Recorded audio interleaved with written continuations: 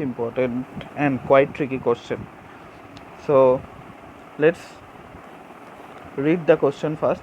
So a DNA fragment of 8 kb is inserted into the bacterial plasmid vector 6 kb in size. Okay, so from that line we can conclude that the overall size of our DNA is 14 kb, right? So 18 kb is our GI and plasmid size is 6 kb at the bacterial at the eco R1 site. Then the produced plasmid recombinant plasmid is cut three different restriction enzyme treatment. The fragment obtained are.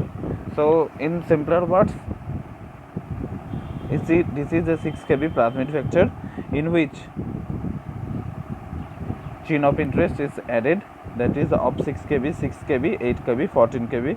So this is the recombinant plasmid, and now this recombinant plasmid is treated with three restriction digestion treatment. One is in which EcoR1 is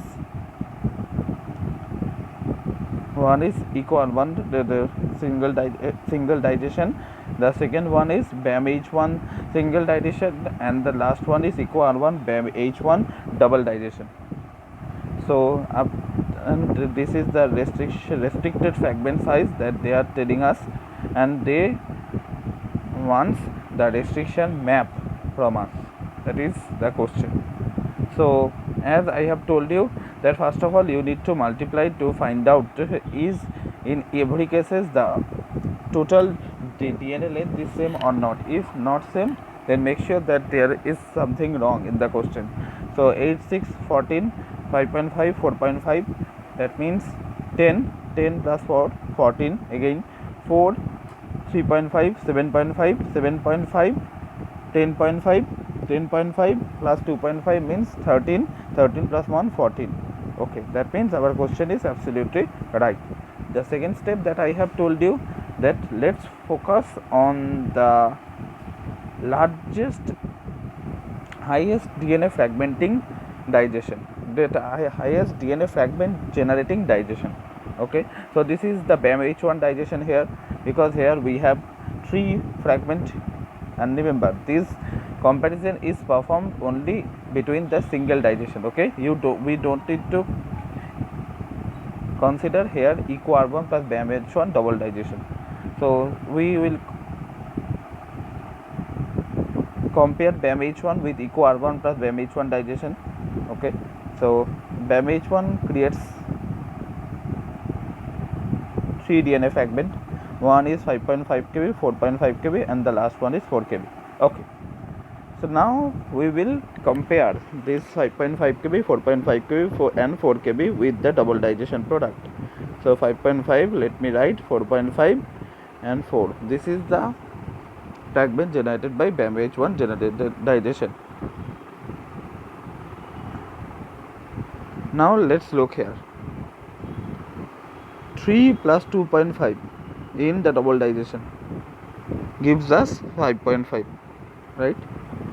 That means there should be a BAMH1 digestion. Sorry, let me write it.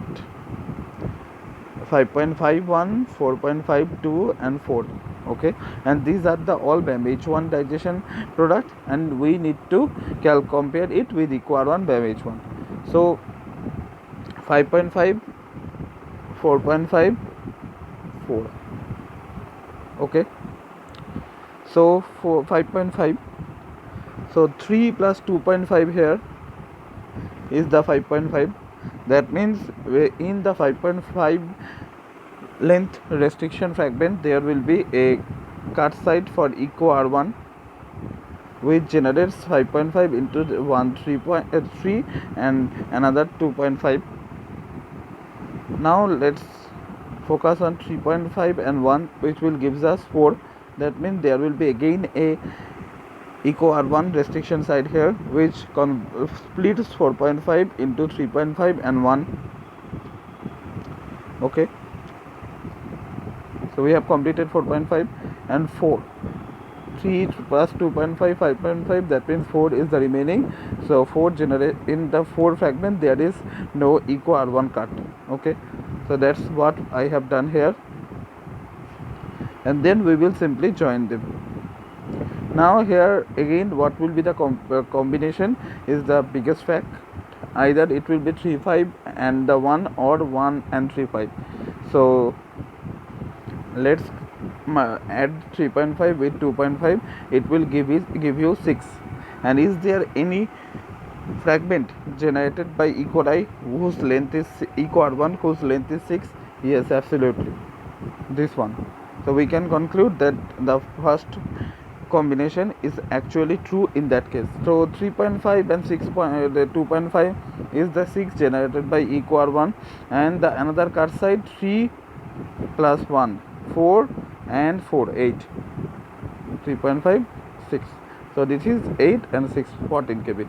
So yes, we have successfully generated the restriction map, but this is not the end, because remember it is a plasmid. Okay, and that is why we need to convert our linear restriction mapping into a circular one. So what we do in that case, we will simply join the endpoint. Okay, so this is the B, that is endpoint, and then start writing your restriction recognition site, and after that you will have your answer. That is how the restriction mapping problem done.